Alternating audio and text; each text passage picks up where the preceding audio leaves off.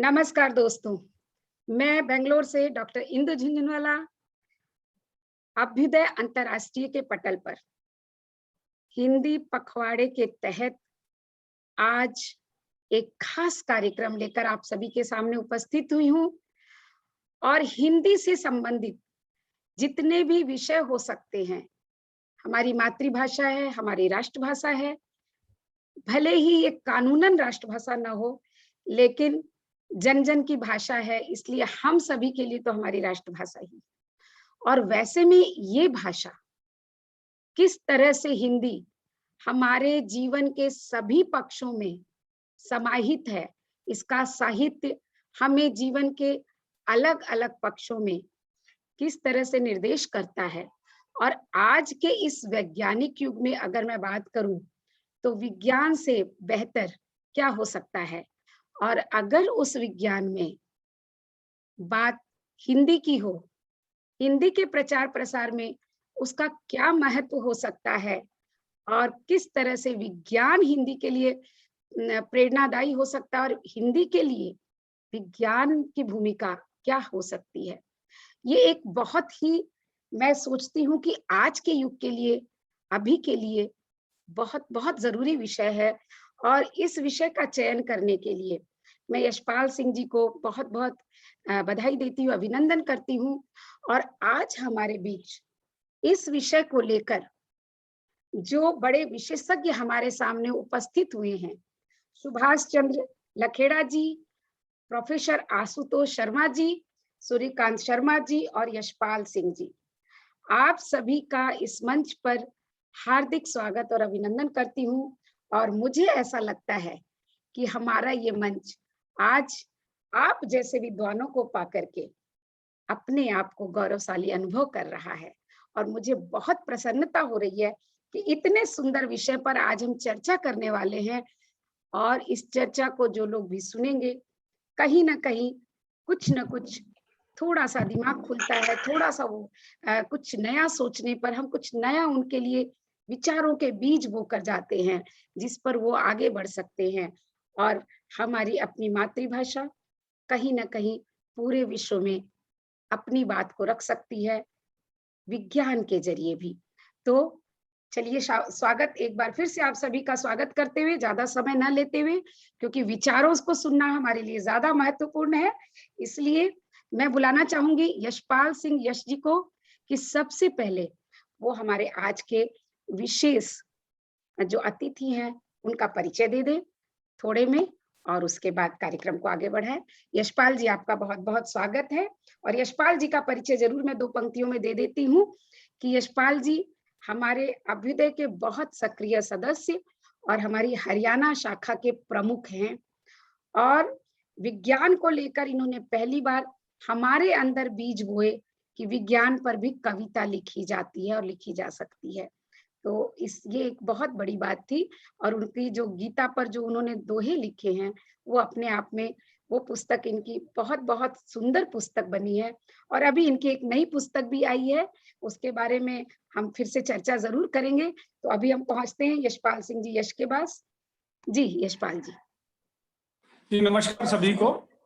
और सबसे पहले मैं सूर्यकांत शर्मा जी की बात करूंगा, जो आज के इस कार्यक्रम को चलाएंगे, संचालक कहें या वो सूत्रधार हैं, वो इस पूरे कार्यक्रम के आज इसको अपने चारों तरफ घुमाएंगे। और वो एक सक्षम एंकर हैं, डीडी उर्दू पर आजकल हम उनको देखते हैं, 100 से ज्यादा एपिसोड कर चुके हैं। और उससे पहले वो भारत सरकार के सूचना और प्रसारण मंत्रालय से डायरेक्टर के पद से रिटायर हुए हैं। और आजकल मैंने बताया कि बहुत सफलता से एंकरिंग कर रहे हैं। तो बहुत बहुत स्वागत सूर्यकांत जी, इस छोटे से कार्यक्रम में भी आपने एंकरिंग करना स्वीकार किया, इसके लिए बहुत बहुत आभार आपका। और लखेड़ा साहब, doctor Lakhera, doctor Subhash Lakhera DRDO से साइंटिस्ट के पद से रिटायर हुए हैं। मेरे पास लिखित परिचय नहीं है, लेकिन जितना मैं जानता हूं मैं बताऊंगा। और विज्ञान प्रसारक के रूप में मैं इनको जानता हूं। विज्ञान के लिए इतने समर्पित व्यक्ति को मतलब इतना समर्पित व्यक्ति मैंने नहीं देखा है। विभिन्न पत्र पत्रिकाओं में, अखबारों में अभी भी बहुत एक्टिव हैं और उसमें लेख छपते रहते हैं और राष्ट्रपति से पुरस्कार उनको मिल चुके हैं और भी पुरस्कार मिले हैं। सबसे बड़ी उनकी पहचान ये है कि वो पूरी तरह विज्ञान के व्यक्ति हैं और विज्ञान प्रसार जैसे समझ लीजिए उनके हृदय में बसा हुआ है। उसके लिए नई नई विधाएं ढूंढते रहते हैं और आजकल उन्होंने एक नया विज्ञानकु नाम से लेकर आए हैं और जिस पर वो लगातार अपनी बात कह रहे हैं और लोगों तक पहुंचा रहे हैं। और मेरे जैसे लोगों को भी, जिन्होंने कभी हाइकू भी नहीं लिखा था, उनको भी प्रेरित कर पा रहे हैं कि मैं भी विज्ञानकु लिखूं। कभी कभी उनका आशीर्वाद मुझे मिल जाता है। बहुत बहुत शुक्रिया आपका आदरणीय लखेड़ा जी, आजकल कैलिफोर्निया से हैं और सुबह सुबह 7:30 बजे इस कार्यक्रम से जुड़कर आपने जो हम पर कृपा दृष्टि की है उसके लिए मैं फिर से आभार व्यक्त करता हूँ। और यश जी, मैं बताऊं कि आपके पास लिखित नहीं है तो मैं थोड़ा देख पा रही हूँ कि ये 2009 में सेवानिवृत्त हुए हैं।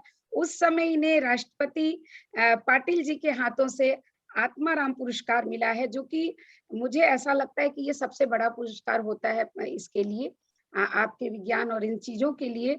मानव संसाधन विकास मंत्रालय द्वारा 2009 में मिला इन्हें और युवा हिंदी संस्थान अमेरिका द्वारा भी ये न्यू जर्सी में सम्मानित किए गए हैं। विज्ञान परिषद प्रयाग शताब्दी सम्मान इनको प्राप्त हुआ 2012 में। और मतलब इतने सारे पुरस्कारों की इतनी लंबी सारी लिस्ट है कि आज ये कार्यक्रम इन्हीं के लिए हो जाएगा, इनके परिचय में चला जाएगा, मैं देख रही हूँ।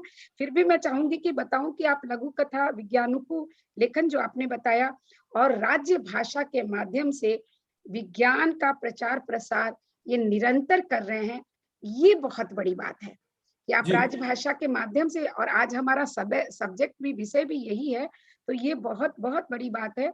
आपका बहुत बहुत स्वागत है। और सबसे बड़ी बात है कि वैज्ञानिकों के रोचक और प्रेरक प्रसंग आप लिखते हैं और लघु कथा भी लिखी है आपने। पुरस्कारों की बात तो हमने कही दी, कितनी सारी प्रकाशित हो चुकी हैं आपकी पुस्तकें। और खास बात है कि 2000 से अधिक वैज्ञानिक लेख और लघु कथाएं, हाइकू और विविध रचनाएं आपकी राष्ट्रीय स्तर की पत्र पत्रिकाओं में प्रकाशित होती रही है। तो आपका बहुत बहुत स्वागत है जी।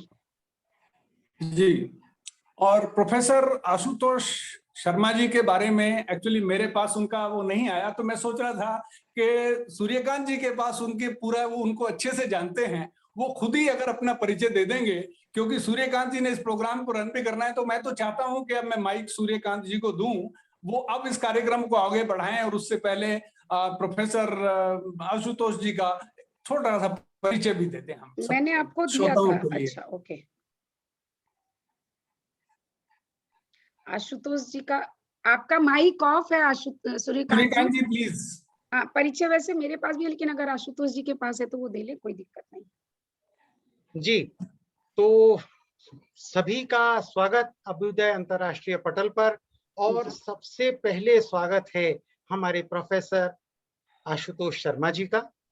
आप डीएसटी में सेक्रेटरी पद से अभी हाल ही में सेवानिवृत्त हुए हैं। आपको हमने अनेकों पटल पे, अनेकों वेबिनार में, सेमिनारों में और तो और दूरदर्शन के अनेकों कार्यक्रम में देखा। आप नैनो साइंस और टेक्नोलॉजी के एक मशहूर पिलर हैं और साइंटिस्ट के साथ साथ आप एक कुशल प्रशासक हैं। आपने अभी हाल ही में कई नीतियों को मूर्त रूप दिया है, जिसकी झलक आप आने वाले भविष्य में भी देखेंगे। और सेक्रेटरी साहब ने अभी हाल ही में एक वीडियो भी जारी किया, जो कि लगभग 34 मिनट का है, जिसमें उन्होंने आने वाले साइंटिस्ट को भी मोटिवेट किया है कि किस तरह से वो रिक्रूट करें साइंटिस्ट बी, सी, डी, ई, एफ, जी, एच, और उसके बाद आगे की तैयारी है। तो ये एक बहुत बड़ी बात है। अदरवाइज ऐसे भी सेक्रेटरी देखे हैं कि जो बस अपना काम किया और कोई मतलब ही नहीं, एक्सेसिबल ही नहीं है। प्रोफेसर आशुतोष शर्मा जी की एक सबसे बड़ी खासियत ये है कि ये एक्सेसिबल है अपने स्टाफ को, अपने मीडिया को। आम कोई भी आदमी इनसे अप्रोच कर सकता है, ठीक वैसे ही जैसे विज्ञान के बारे में हवा पानी की तरह से हर आदमी सोच सकता है। अब ये बात दीगर है कि कोई नहीं सोचता। तो ये एक तरह से अगर मैं कहूं कि विज्ञान की आत्मा में से एक अंश है ये। और बहुत कुशल संचारक हैं, कुशल प्रशासक हैं। इन्हीं शब्दों के साथ अब चर्चा को हम आगे बढ़ाते हैं, अगर आप सब लोगों की अनुमति हो। इनके बारे में कुछ 2 बातें और मैं बताना चाहूंगी जो आपने बताई है जी कि आपने पीएचडी की है state university of New York eight buffalo से, जी और उसके अलावा आपने वहीं से Infosys prize, अलुमनी awards of IIT Kanpur and state university of New York eight buffalo and 6 honorary degree doctor of science की। ये Jadavpur university, state university of New York eight buffalo and दूसरी यूनिवर्सिटी से भी आपने बहुत बहुत सारे सम्मान प्राप्त किए हैं, और आपकी 350 पीयर रिव्यूड पेपर जो हैं इस एरिया के पब्लिश्ड हो चुके हैं। और आप the World Academy of Science और academic of science and engineering in India में आप एक इलेक्टेड फेलो हैं। तो कहने का मतलब है कि आपने इतना कुछ किया है साइंस के अलग अलग विषय पर कि आपको पाकर आज मुझे लगता है बहुत बहुत गर्व महसूस हो रहा है हमें, और आपको सुनकर हमें और बहुत आनंद आएगा।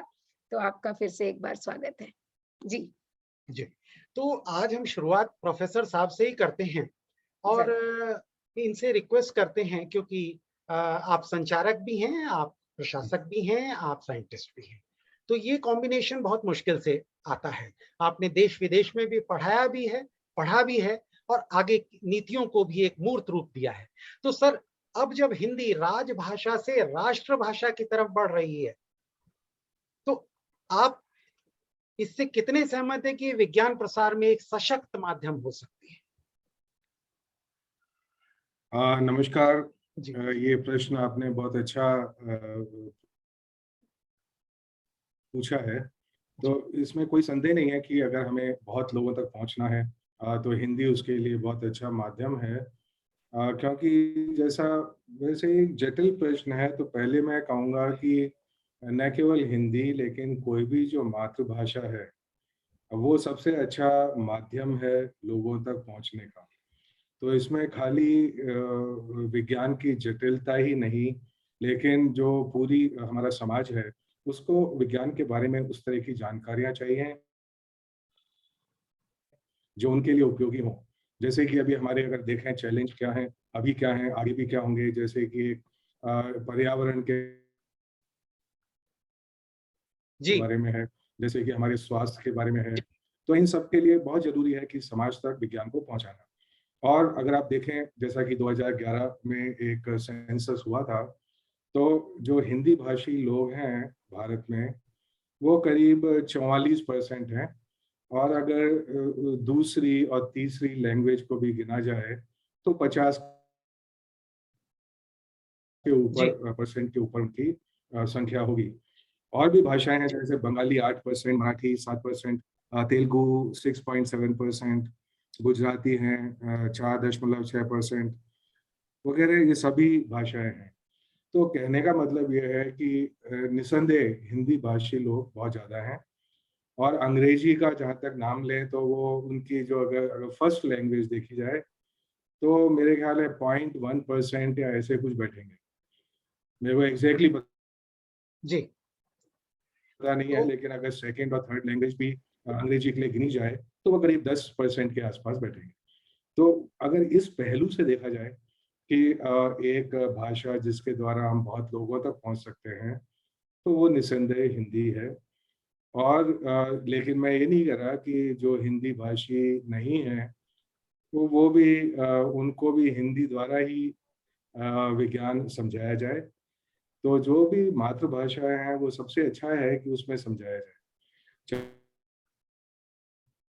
चाहे वो कृषक हों, चाहे छोटे शहरों गांवों में रहने वाले लोग हों, हम सभी को विज्ञान की जरूरत है। तो विज्ञान खाली इक्वल टू MC² या वगैरह ये सब चीज़ें नहीं होती। हर आदमी के लिए, जो हर आदमी के लिए जानने जरूरी है, उसको और कैसे पहुंचाया जा सकता है, तो वो हिंदी सर्टेनली, अगर आप देखें कि कितने लोग उसको समझते हैं, बोल पाते हैं, तो उसमें निसंदेह वो बहुत अच्छी भाषा है लोगों तक पहुंचने की।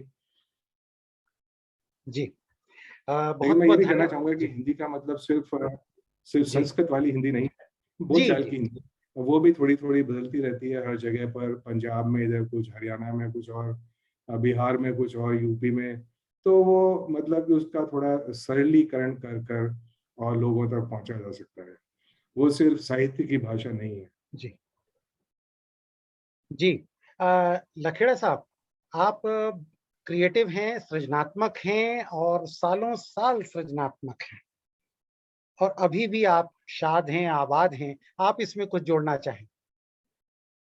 सबसे पहले तो मैं प्रोफेसर आशुतोष शर्मा जी का स्वागत करूंगा, और मैं आज की उपलब्धि है मेरी कि मैं department of science and technology के हाल में ही सेवानिवृत्त वैज्ञानिक, और जहां तक मेरी यादगार में मैंने देखा भी होगा इंडियन नेशनल साइंस जो रिसर्च इसके साथ प्रेसिडेंट भी रहे, और कानपुर आईआईटी से मेरा एक ये भी है ताल्लुक कि वहाँ एक डॉक्टर ओम विकास थे जो डिपार्टमेंट ऑफ इलेक्ट्रॉनिक्स में रहे, और दूसरा कानपुर आईआईटी से मेरा एक ताल्लुक है हिंदी को लेके। आज से 2-2.5 दशक पूर्व हमने कानपुर आईआईटी में हिंदी का विज्ञान में कैसे प्रयोग करें इसको लेके एक बड़ी गोष्ठी हुई, जिसमें तो आजकल निष्क्रियर, और अब तो निष्क्रियर से थोड़ा और नाम बदल गया है, उसमें पॉलिसी रिसर्च जोड़ दिया गया है, national institute of science communication and policy research. तो उसमें फंड के थे उस समय डायरेक्टर, पब्लिकेशन इंफॉर्मेशन डायरेक्टरेट होता था, और विज्ञान परिषद प्रयाग से डॉक्टर शिव गोपाल मिश्र जो आजकल उसके विज्ञान परिषद के अध्यक्ष हैं।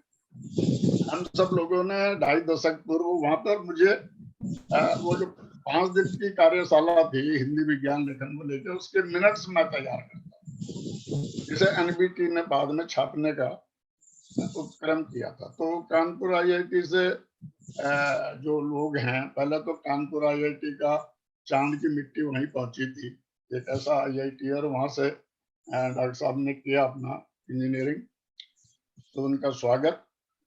हिंदी में विज्ञान को लेकर मैंने आपके सामने संस्था का नाम रखा विज्ञान परिषद प्रयाग। ये आपने अगर सुना होगा, और जो लोग केमिस्ट्री से एमएससी वगैरह किए हैं, डॉक्टर सत्य प्रकाश, बाद में वो आर्य समाज से जुड़े, और स्वामी सत्य प्रकाश सरस्वती। ये विज्ञान परिषद प्रयाग का 1913 के आसपास नींव पड़ी, और 1915 में वहां से एक पत्रिका निकलती है विज्ञान, जो आज तक अगर आप किसी पत्रिका की उम्र देखें, आयु देखें संस्थाओं की, तो 100 साल से ज्यादा की आयु, तो बहुत बड़ी बड़ी संस्थाएं मर्ज हो जाती है, इधर से उधर नाम बदल जाते हैं।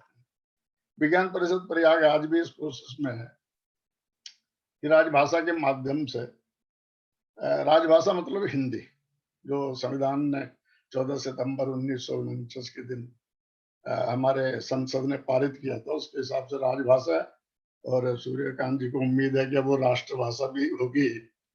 तो जबकि बाकी सब राष्ट्रभाषाएं, हिंदी के साथ ही दिक्कत है कि जो पहले 14 राष्ट्रभाषा थी 49 के आसपास, वो अब 24-25 हो गई, लेकिन हिंदी उसमें नहीं जी। और हिंदी अभी प्रोफेसर साहब ने कहा कि ये 40-44% लोग हिंदी बोलते हैं इस देश में, और भले ही 40-44 हिंदी बोलते हैं, लेकिन इस देश में मैं भी हिंदी को लेकर भ्रमण भी किया, विज्ञान को लेकर भी किया, तो मैं देखा है कि वो कोलार हो, मैंने अपनी एक परिचर्चा में कहा भी, वहाँ एक देवराज मेडिकल कॉलेज है, और मुझे एक खोके में चाय पीनी थी, तो मैंने उसे कहा 2 कप ऑफ टी, क्यों मैं सोचा दक्षिण भारत में है, बेंगलोर, कर्नाटक, तो वो समझा नहीं। तो जब मैंने कहा 2 चाय, मैंने किसी और सुना चाय, वो समझ गया कि चाय चाहिए जी। तो हमारी एक भ्रांति भी है कि दक्षिण में लोग सभी अंग्रेजी जानते हैं, ऐसा नहीं। दक्षिण में लोग अंग्रेजी जानते हैं, जो पढ़े लिखे लोग हैं, जो सर्विस करते हैं, बाकी लोग अपनी अपनी मातृभाषा है, तमिल जानते हैं, मलयालम जानते हैं, कन्नड़ जानते हैं, उड़िया जानते हैं, बंगाल में बंगाली जानते हैं, बंगाल के लोग हिंदी भी जानते हैं। उस मात्रा में तमिलनाडु में थोड़ा सा है कि हम जो मजाक करते हैं कि हिंदी। जी डॉक्टर साहब, आपको रोकना चाहूंगा इसमें। यहाँ पर ये भी जरूरी है कि हम, ये एक बहुत बड़ा फैक्ट है कि जो हिंदी फिल्में हैं या हिंदी गाने हैं या साहित्यिक कृतियां हैं, उन्होंने कहीं ना कहीं दक्षिण भारत में अपनी पैठ बनाई, और वहां से हिंदी को एक अनकन्वेंशनल तरीके से, अपारंपरिक जो एक स्तर है, वहां से उसे लागू भी किया। मैं आपके पास फिर लौट के आऊंगा और मैं अब यशपाल जी से जानना चाहूंगा इसमें अगर वो कुछ जोड़ना चाहें। मैं तो बस इतना ही कहूंगा, क्योंकि हिंदी की भूमिका बहुत, इतने लोग समझते हैं, पता नहीं 80% समझते होंगे कम से कम देश में, तो उसकी भूमिका के बारे में तो कोई शक की बात ही नहीं कि वो कोई भी विषय, चाहे विज्ञान हो या कोई भी, वो हिंदी जो है उसमें एक बहुत बड़ी भूमिका अदा कर सकती है। लेकिन आपने जो कहा है कि राष्ट्रभाषा की तरफ बढ़ रही है, जी। मुझे तो मतलब चलो सुन के तो बड़ी खुशी हुई, लेकिन जब वस्तु स्थिति देखता हूं तो मुझे लगता है पीढ़ी दर पीढ़ी जो है वो हिंदी कहीं ना कहीं पीछे होती जा रही है। हमने हिंदी मीडियम में पढ़ाई की, हमारे बच्चों ने अंग्रेजी में की, उनके बच्चे तो अभी और भी शायद विदेशों में पढ़ने की सोच रहे हैं।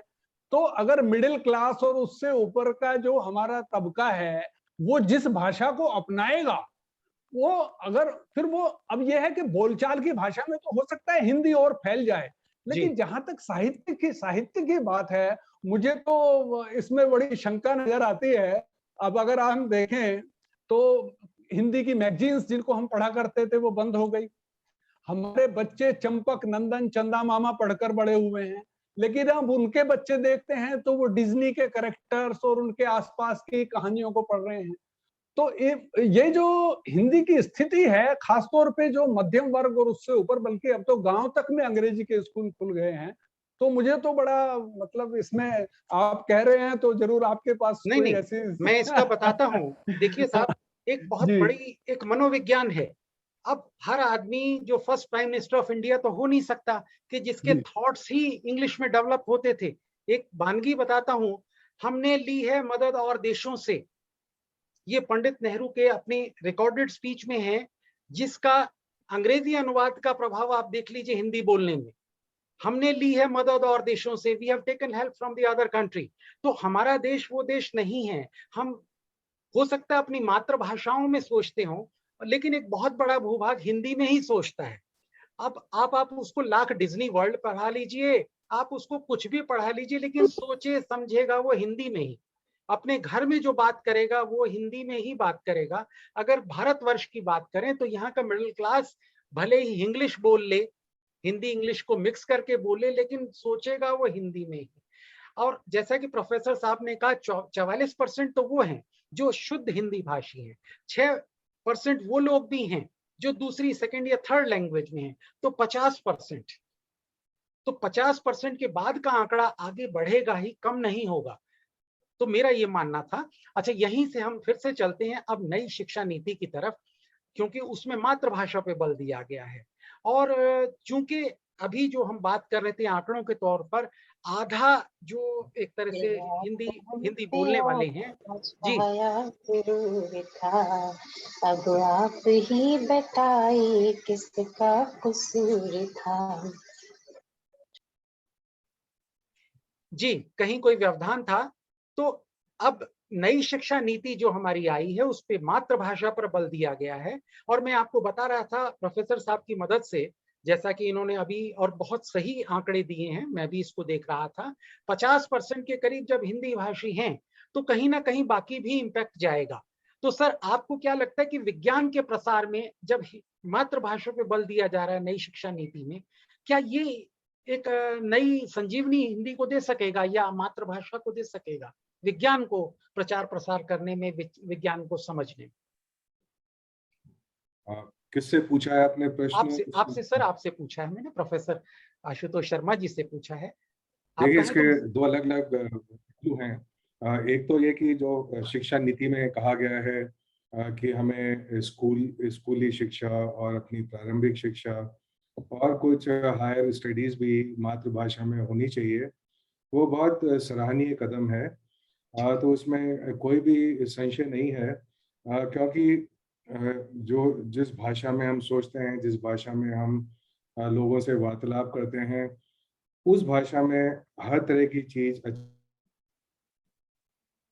तरह समझ में आती है, और वो समझ में आती है, वो जुड़ाव रखती है समाज से भी और साहित्य से भी, और हमारी भावनाओं से भी उनको अच्छा व्यक्त करने का साधन होता है। लेकिन उसके साथ साथ ही हमने अपनी समस्या तो प्रकट की है, लेकिन उसके अभी तक बहुत समाधान नहीं सोचे हैं। तो समाधान का मतलब ये है कि क्यों नहीं अब लोग ये मैगजीन पढ़ते, उसकी पत्र पत्रिका हिंदी में। जब हम बचपन में धर्मयुग पढ़ा करते थे, साप्ताहिक हिंदुस्तान, बहुत सारी चंदा मामा, तरह तरह की अच्छी नंदन वगैरह, बहुत तरह की साहित्य की भी बहुत पुस्तकें थी। लेकिन अब उतना अच्छा साहित्य अवेलेबल भी नहीं है। तो ये चिकन और एग प्रॉब्लम है, क्योंकि लोगों में इंटरेस्ट कम होगा तो फिर वो मैगजीन भी नहीं होंगी। अब मैगजीन नहीं होंगी तो इंटरेस्ट कैसे डेवलप होगा? तो इसके अंदर एक तरह से जो ये बन गया है चक्र, उसको तोड़ना जरूरी है। तो उसके लिए बहुत सारी चीजें करने की जरूरत है। उसी में मातृभाषा को सम्मिलित करना हमारी विज्ञान की शिक्षा में वो अच्छी जी पहल है। जी और उसके बाद आपको अगर मान लो बहुत बड़ा लिटरेचर पढ़ना है साइंस वगैरह में, तो जैसे फ्रेंच साइंटिस्ट होते हैं वो भी इंग्लिश सीखते हैं, जर्मन साइंटिस्ट है वो भी इंग्लिश सीखते हैं। लेकिन वो जो उनकी जब तक वो बैचलर्स वगैरह तक की पढ़ाई जो होती है, अगर विज्ञान में भी हो तो उनकी भाषा में ही होती है। लेकिन इसका मतलब नहीं है कि वो लोगों से पिछड़ गए, लेकिन उन्होंने इस बात का ध्यान रखा है कि उन्होंने अपनी भाषा को आगे बढ़ाया है कई कई दशकों से, इनफैक्ट कई शताब्दियों से। लेकिन जी हमारे यहाँ क्या हुआ कि वो हिंदी का प्रसार उस दिशा में थोड़ा रुक गया, वो बहुत कॉम्प्लेक्स भी हो गई। तो कई बार अगर आप अपना बात समझाना चाहें विज्ञान की, तो कई बार लोग हंसने भी लगेंगे। तो इसका कारण ये भी है कि काफ़ी चीज़ें मतलब वो खाली पुस्तकों में ही डेवलप हुई, लेकिन उनको क्योंकि क्लासरूम में नहीं लाया गया, तो इसलिए वो काफ़ी मुश्किल हो जाती है उसको करना। लेकिन ये जो पहल की गई है वो बहुत अच्छी है, और उसके साथ-साथ ही हमें और चीज़ें आगे बढ़ानी होंगी। बहुत बहुत शुक्रिया प्रोफेसर अच्छा, साहब। लेकिन आपने जी एक बात मैं पहले कह दूँ, उसके पहले कि मैं भूल जाऊँ। जी ये हम जी बहुत सारी चीज़ें जो डिस्कस कर रहे हैं भाषा के बारे में, मातृभाषा के बारे में, राष्ट्रभाषा के बारे में, इसका एक जो सॉल्यूशन आएगा भविष्य में, वो टेक्नोलॉजी द्वारा आएगा। वो अभी आना शुरू हो गया है। तो ऐसा बिल्कुल है कि मैं चाहे कोई भी भाषा बोलूँ, आपको मैं उस भाषा में सुनाई दूँगा जो आप जानते हैं। तो वो जो है, जो real time translation of language, तो ये सब बहुत जल्दी होने वाला है आर्टिफिशियल इंटेलिजेंस की मदद से। तो बहुत सारी जो पहलू हम अभी डिस्कस कर रहे हैं, उसमें काफ़ी ये समस्याएं कम हो जाएंगी। मेरा ऐसा ख्याल है करीब 20 साल के अंदर हमें बहुत सारी चीज़ें जो अभी डिस्कस कर रहे हैं, उनको इतना डिस्कस करने की जरूरत नहीं रहेगी। जी तो ट्रांसलेशन जो होगा, मशीन ट्रांसलेशन होगा भाषाओं का, चाहे वो लिखी हुई हो, चाहे वो बोलने वाली भाषा हो, वो अभी से शुरू हो गया है, वो बहुत तेजी से बढ़ेगा।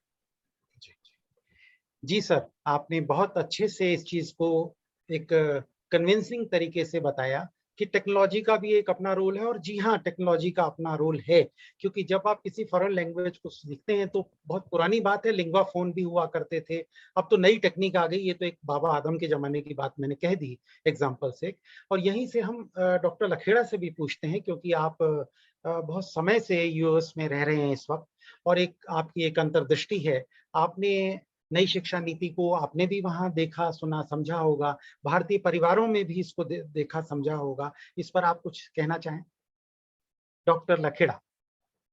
ये हमारे एक डीआरडीओ में सीसीआरएनडी थे, बाद में तो वो डीजी हो गए, जी मानस मंडल, वो भी आईआईटी खड़गपुर से थे। तो उनका एक रिसर्च का एरिया है कि बच्चा भाषा कब सीखता है, बेस्ट पिकिंग, जैसे हम कहते हैं ना कि भाई 10 भाषाएं सीख लो, 20 सीख लो। उसमें एक एज है कि जैसे 11 से 15 या 10 से, बल्कि आपने देखा होगा जो छोटे बच्चे हैं, अगर वो यूएस में माँ बाप अंग्रेजी बोल रहे तो वो अंग्रेजी पिकअप करता है। तो एक तो नई भाषा, ये शिक्षा नीति आने से पहले ये मुख्य बात कई अनुसंधानों में स्पष्ट हो गई कि जो मातृभाषा होगी, तो मातृभाषा का मतलब जो बचपन से सुन रहा है, सीख रहा है, उसमें उसे विज्ञान हो या कोई भी चीज हो, वो जल्दी से समझ में आएगा, उसका कैपेसिटी अच्छा होगा।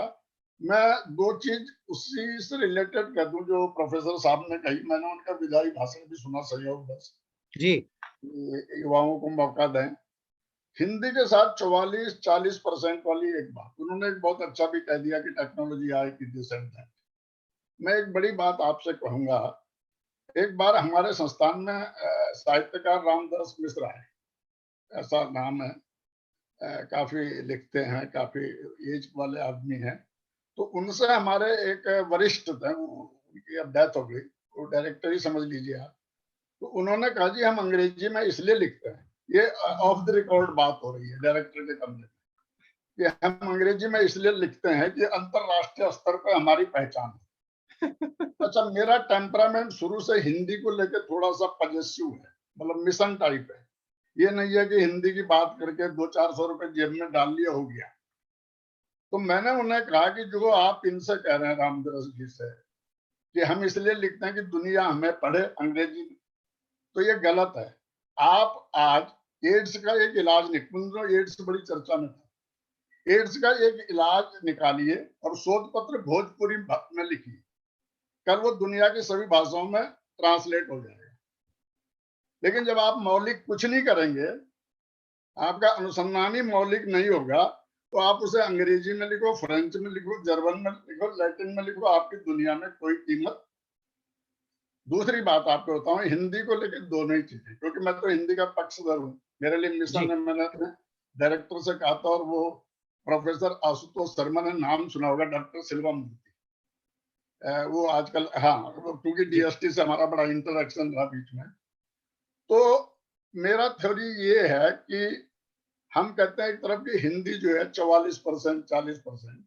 मैं एक बार नेशनल मेडिकल लाइब्रेरी गया, मुझे उनसे किसी चक्कर मैंने पूछा हिंदी की किताब किधर है, ये एम्स के बाजू में था, नेशनल मेडिकल लाइब्रेरी, राष्ट्रीय आयुर्विज्ञान पुस्तकालय। तो उन्होंने कहा 3rd फ्लोर पे। 3rd फ्लोर पे गया तो वहां 200-300 हिंदी की किताबें थी, एक निकाली तो धूल मेरी सफेद कमीज पर लग गई। ये दो इशारे करता है कि एक तो किताब कभी किसी ने निकाली नहीं, दूसरा उसी आयुर्विज्ञान उसमें पुस्तकालय में 2 लाख किताबें जर्नल्स इंग्लिश के हैं। 2 लाख है 3% अंग्रेजी जानने वालों के लिए, 300 है 40% हिंदी जानने वालों के लिए। पहली त्रुटि। दूसरी त्रुटि ये है कि हम यहाँ अमेरिका में तक कहते हैं, जहाँ बहुत लोग हैं, हिंदी का बहुत काम होता है, सान होजे वगैरह में, सिलिकॉन वैली में हमारा बड़ा लोगों से संपर्क है। यहाँ जो पुस्तकालय बार्न्स एंड नोबल के, उसमें हिंदी की पुस्तक देखने को नहीं मिलती। मैं स्पेशली जाता हूँ देखने, उसमें इटालियन होगा, मैं कई क्रूज पे गया, फ्रेंच होगा, जर्मन होगा, और हम क्लेम करते हैं कि हिंदी इस समय विश्व की कोई दूसरा कह देता है, कोई तीसरा कह देता है, तीसरी भाषा है। तो हिंदी तीसरी भाषा हो या दूसरी, हिंदी को भाषा बनाना है। हिंदी के जो लोग हैं, जो हिंदी के विद्वान हैं, जो हिंदी के वैज्ञानिक हैं, उनके ऊपर ये दायित्व है कि एक तो अनुसंधान। देखिए, आपने साइकिल में हैंडल है, मडगार्ड है, इसका नाम हिंदी में क्यों नहीं है? क्योंकि जिसने बनाया, जिसका बेटा, नाम वो रखेगा। हमने बच्चे पैदा जब किए नहीं, तो नाम तो वही रखेंगे, जैक्सन, मिल्टन, डैक्सन। अगर हम साइंस में कुछ करेंगे ओरिजिनल, तो उसमें बोसोन होगा। जैसे प्रोफेसर सत्यम बोस ने अगर आइंस्टाइन के साथ काम किया, तो पार्टिकल का नाम पड़ा बोसोन। तो ऐसे लकेड़ा ऑन हो, कुछ हो, लेकिन किया कुछ नहीं। फिर हम उसका अनुवाद करेंगे हिंदी निदेशालय से या वैज्ञानिक तकनीकी शब्दावली आयोग वाला, उसमें फिर हम गलतियां निकालेंगे। तो हिंदी को लेके, क्योंकि लब्बल वहां पे बड़ी मीटिंग है और हम 4-5 लोग हैं, मेरा कहने का मतलब ये है, एक तो अनुसंधान मौलिक हो, और ये ना हो कि भाई स्वांता सुखा या मंत्री जी को मुंह दे के बात करना, ये भी बड़ी दिक्कत की बात है। तो मैं एक, पहले तो आपको ये मैं लोभ है मुझे कि आशुतोष शर्मा जी सुन लें, उन जैसे मनीषी हमारे बीच में हैं, कि हिंदी की बात करें इस महीने वे दिन रात। ये सितंबर है जी। हिंदी से जुड़े चुटकुले सुनाते जहां वे जाते, ये हाइकू है। मतलब जो आप विज्ञान का अलग है, हिंदी के लिए नापते रहे जमी, हिंदी है वहीं, हिंदी के नाम वे निकालते रहे अपने काम। कोशिश करें हिंदी हो मजबूत, सभी सपूत। सपूत का मतलब सपुत्री भी है जी। भाषा का। मैं कहता हूं कि जब मैंने ये कहा ना कि आप एड्स का इलाज निकालिए और मैथिली में लिखिए, दिल्ली में बैठे हैं लोग ट्रांसलेटर विदेशों के दूतावासों में कि कभी भारत में कोई खास काम होता है वो उसे फौरन करेंगे। लेकिन जब हमें अपना सारा, मैंने जनसत्ता में 40 साल पहले लेख लिखा था अंग्रेजी बैसाखी पर हिंदी विज्ञान। सुभाष लखेड़ा को अगर लेख लिखना है तो वो क्या देखता है? Scientific American, nature, Lancet, new scientist, मतलब जो पॉपुलर साइंस मैगजीन है। जी। और हमारे जो साइंस जर्नल है, डॉक्टर साहब को भी पता है, और ये नहीं कि उनकी कमी है, मेरी कमी है या प्रधानमंत्री की कमी है, लेकिन हमारे जर्नल में आप पेपर छपाइए तो उसका इम्पैक्ट फैक्टर है सपोज 0.05, तो नेचर में छपाइए तो 60 है। तो जो आपके पहले तो जो जर्नल्स हैं वो भी इतने रेस्पेक्टेड। अच्छा, हमने देखा क्या, वो भारतीय जर्नल में ऑथर पेपर तब भेजेगा जब वो दुनिया से रिजेक्ट हो जाएगा। उसका पहला रहता है कि वो बाहर छापे, क्योंकि बाहर छापने से उसका इम्पैक्ट फैक्टर लिखेगा, फलाना लिखेगा, वो जाते जगह साइटेड होगा, उसकी प्रमोशन भी फास्ट हो जाएगी। जी। तो पहले अपने जर्नल्स का हमें स्टैंडर्ड बढ़ाना है। भाई अच्छा है तो अपने आप छुपाओ ना, ये नहीं कि जब भारत के जर्नल्स में तब आप छपाए हैं, Indian journal of medical research में, जब वो दुनिया के मेडिकल जर्नल रिजेक्ट करते हैं। या अमेरिका से आप भारत तब आए विज्ञान करने के लिए जब अमेरिका वाले आपको किनारा करने लगे। ये भी एक कई स्कीम है सरकार की कि भारत विदेशों से भारतीयों को लाओ, तो कौन से भारतीय आते हैं जो यहाँ पे प्रोफेसर नहीं बन पाते। हाँ, यहाँ से फिर चूंकि ये आगे विषयांतर होता जा रहा है और कहीं ना कहीं सूर्यकांत जी 2 मिनट हिंदी की। जी जी। हिंदी में सन 19वीं शताब्दी के मध्य से शुरू हुआ विज्ञान लेखन। अच्छा, लोग ये कहेंगे कि 500 साल पहले क्यों नहीं हुआ? 500 साल पहले ये हिंदी वो हिंदी नहीं थी जो ये भारतेंदु जी वाली हिंदी है जी। और जिस हिंदी का आज हम प्रयोग कर रहे हैं इसका अपना उम्र कम है। दूसरी बात, जो विज्ञान है आधुनिक, इसकी अपनी उम्र 17वीं शताब्दी की या इंडस्ट्रियल रिवोल्यूशन की बात की, तो तभी तो हो गया ना।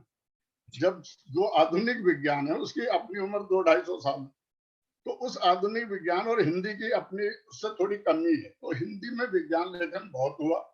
दिक्कत यही है कि हिंदी में अगर कोई पुस्तक लिखी गई है तो दूसरे की पुस्तक का मुझे पता नहीं और मेरी पुस्तक का उसे पता नहीं। एक दूसरा, मैं हिंदी में विज्ञान लेखन शुरू 40 वर्ष पहले किया।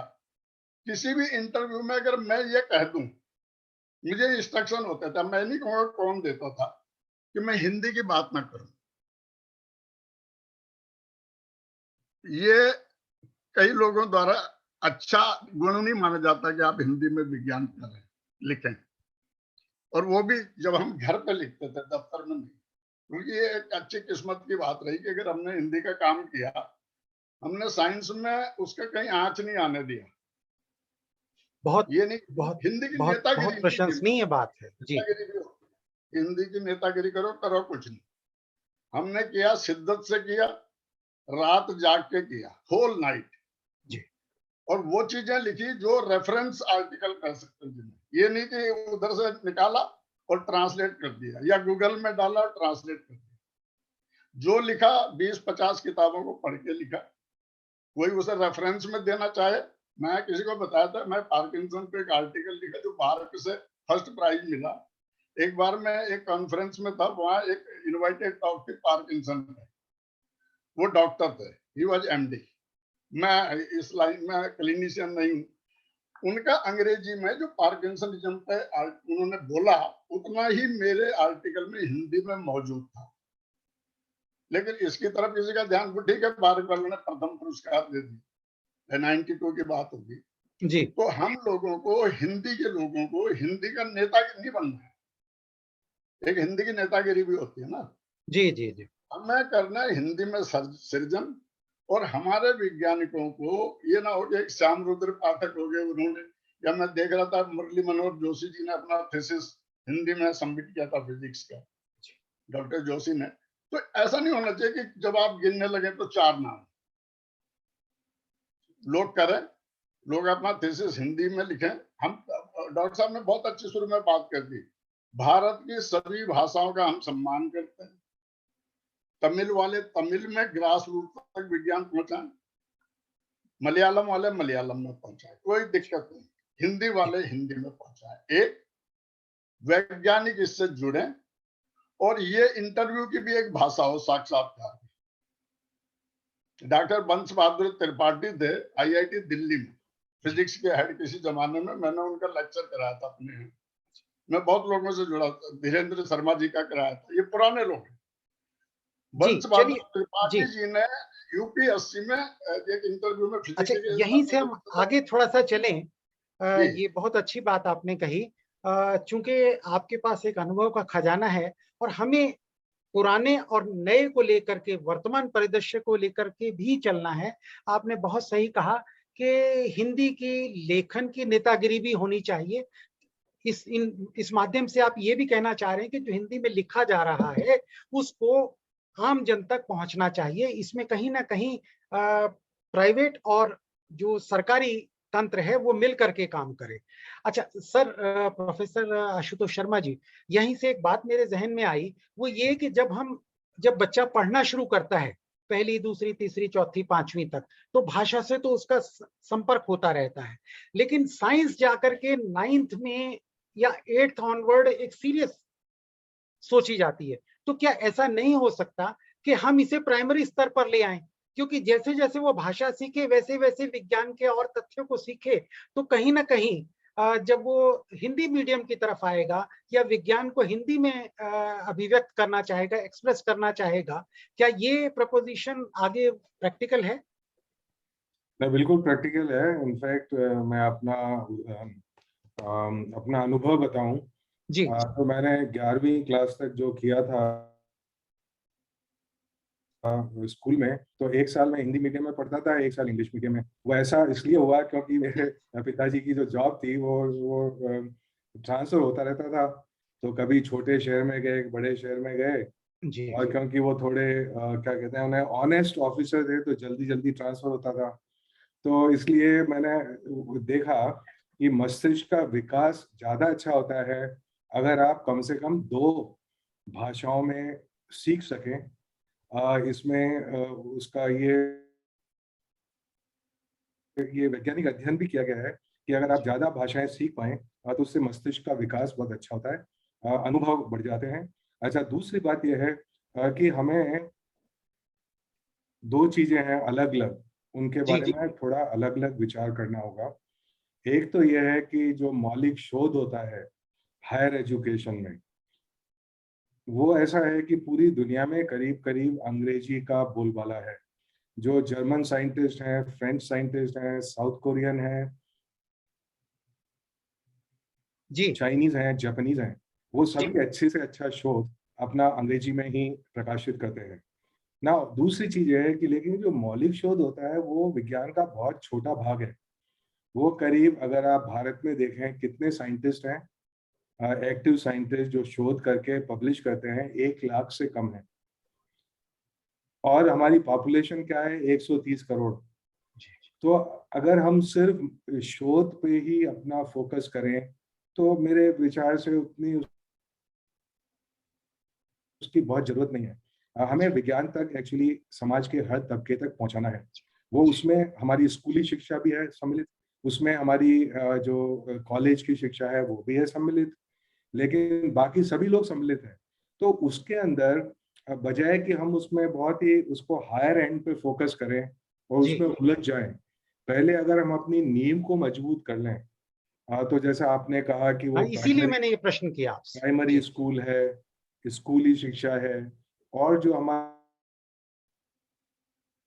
पॉपुलर विज्ञान है जिसको हमें कृषकों तक भी पहुंचाना है, हर तरह के लोगों तक पहुंचाना है, हाँ, चाहे वो मछुआरे हों, उन सभी को विज्ञान की जरूरत है। तो वो खाली विज्ञान जो बहुत छोटी जो मैगजीन बहुत लोग कम पढ़ते हैं, उनके ऊपर हमें अपनी बहुत ज्यादा एनर्जी खर्च करने की जरूरत नहीं है इस समय, ऐसा मेरा मानना है। क्योंकि नहीं तो हम उसमें बहुत उलझ जाएंगे। उसके अंदर बहुत ये समस्या बहुत थोड़ी कॉम्प्लिकेटेड है। तो अगर ज्यादा अच्छा ये होगा कि हम, जैसा आपने कहा कि प्राइमरी स्कूल में फोकस करें, स्कूली शिक्षा में फोकस करें और उसके अंदर अच्छे तरह से विज्ञान की शिक्षा हम अपनी मातृभाषा में दें। तो उसके साथ साथ पहले हमें वो लिटरेचर सब डेवलप करना होगा। उसमें ही सिर्फ खाली वो किताबें जो हम स्कूल में पढ़ाते हैं वही नहीं, क्योंकि लोग उसके अलावा भी पढ़ते हैं। तो जो पॉपुलर साइंस है, अब आप विकिपीडिया लीजिए, विकिपीडिया के अंदर हिंदी में या अपनी भारतीय भाषाओं में कितने साइंस और टेक्नोलॉजी के पेज मिलेंगे? बहुत कम। अगर आप उसकी इंग्लिश से तुलना करें तो मेरे ख्याल से वो 10,000 गुने कम है। अच्छा, तो आजकल के ज़माने में सभी लोग विकिपीडिया पे जाते हैं, तो लेकिन उनको नहीं मिलेगा भारतीय भाषाओं में, तो वो कैसे विज्ञान को समझेंगे? विज्ञान खाली अपनी टेक्स्ट बुक तक ही सीमित नहीं है, तो हमें ये सारी चीज़ें डेवलप करनी होंगी। इनफैक्ट इसके लिए हमने विकिपीडिया के लिए एक नया प्रोग्राम चलाया था डीएसटी में, जो जैसे कि वो आर्टिफिशियल इंटेलिजेंस मशीन ट्रांसलेशन से जो साइंस और टेक्नोलॉजी के उसके अंदर पेज हैं विकिपीडिया में, उनको भारतीय भाषाओं में ट्रांसलेट करके अवेलेबल करने का। तो हमें जब तक नींव मजबूत नहीं होगी, सिर्फ ये कहने से कि हमें ये करना है, वो संभव नहीं होगा। वो हम कहीं ना कहीं उलझ के इन्हीं बातों के अंदर रह जाएंगे 1 दशक बाद भी, क्योंकि 2 दशक पहले जो स्थिति थी वो आज से ज्यादा अच्छी थी जी। लेकिन हमने जो अब हमारी जो विशेषताएं थी, स्ट्रेंथ थी, वो भी बहुत सारी खो दी है इस बीच के अंदर। तो उस जी को पहले बनाना होगा। ये बड़ा जो पूरा तंत्र है उसको बढ़ाना होगा, जिससे कि बच्चों में उसमें इंटरेस्ट जगे। हम किसी पे कोई चीज थोप नहीं सकते, भले ही आप मॉरल हाई ग्राउंड लें, भले ही आप कहें कि ऐसा होना चाहिए, लेकिन जब लोगों में रुझाव पैदा होगा, जब वो ये देखेंगे कि उनका ये करने के अंदर उनको कुछ वैल्यू मिल रही है जी, राइट, चाहे वो साहित्य हो हिंदी का। हाँ, वो भी आजकल मतलब हिंदी का साहित्य बहुत कम बिकने लगा है जी, वाकई में बहुत कम 500 किताब बिकती हैं, 1000। तो ये खाली विज्ञान तक सीमित नहीं है, क्योंकि हम विज्ञान को और चीजों से काट कर नहीं देख सकते। अगर जिस आदमी को हिंदी का लिटरेचर पढ़ने में इंटरेस्ट होगा, तो वो जो विज्ञान है वो भी हिंदी में पढ़ पाएगा। हाँ, तो इस तरह से हमें एक पूरी होलिस्टिक इसके अंदर विचारधारा और तंत्र डेवलप करने की जरूरत है जी। तो सर कहीं ना कहीं ये महसूस हुआ, और भी अभी चिंतकों से पूछ लेते हैं, क्योंकि आपका अनुभव है प्रशासक, बतौर साइंटिस्ट, बतौर एक पॉपुलर साइंस के एक्सपोनेंट के तौर पे भी, और कहीं आपने एक भरी पूरी मीटिंग्स में ये कहा था कि ये हम वैज्ञानिकों की जिम्मेदारी है कि हम एक विज्ञान संचारक का भी रोल निभाएं। तो उस प्रश्न पे मैं बाद में आता हूं, और यहीं से मैं अब यशपाल जी से पूछता हूं कि अभी प्रोफेसर साहब ने इस चीज को कहा कि, और मेरे सवाल के जवाब में, और कहीं ना कहीं इस पटल से हम एक रिकमेंडेशन भी कह सकते हैं, एक रिक्वेस्ट भेज सकते हैं सरकार को कि भाई विज्ञान को आप स्कूली प्राइमरी स्तर पर लेके आइए, भाषा से उसको जोड़िए। जब भाषा का तालमेल साइंस या किसी भी सब्जेक्ट से हो जाता है तो वो सब्जेक्ट आगे बढ़ जाता है। और ये बात मैं आपसे इसलिए और इसमें ऐड करने के लिए कह रहा हूं कि आपकी प्राइमरी शिक्षा जो आपने यशपाल जी की है वो बीएससी है, और उसके बाद आपने CAIAB भी किया, और अभी पोस्ट रिटायरमेंट में आपने शायद डिप्लोमा न्यूट्रिशन में भी किया। तो अब आप क्या इस बात से सहमत हैं कि ये स्कूल से प्राइमरी स्तर से विज्ञान को लागू किया जाए?